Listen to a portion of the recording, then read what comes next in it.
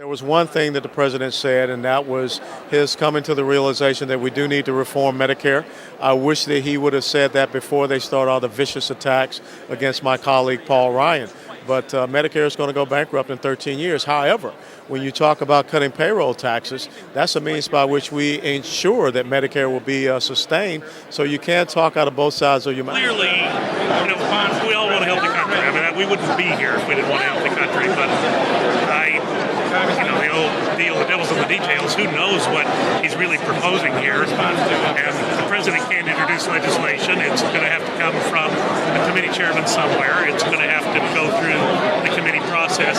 I just had so much deja vu on the health care bill.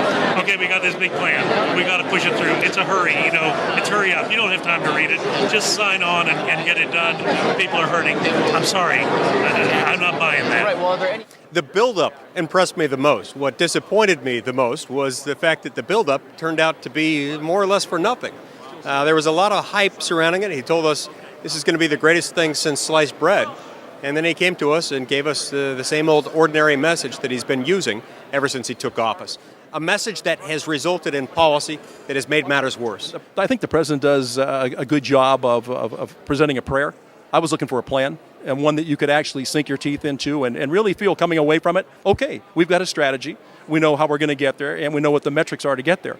I come from a competitive background, both in business and in sports.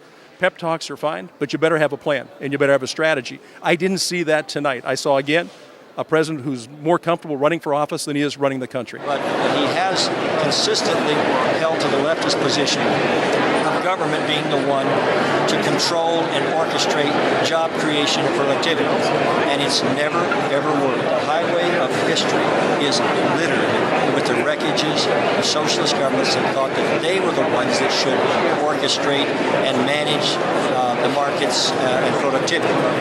His principles have failed us for the balance of his term. It's a problem. I wanted something more, and I'm just heartily disappointed. Well, certainly the president delivers a great speech. He always does.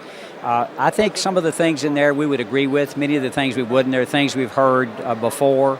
It sounds like a lot of it's what was in the first stimulus package. Offering tax credits are in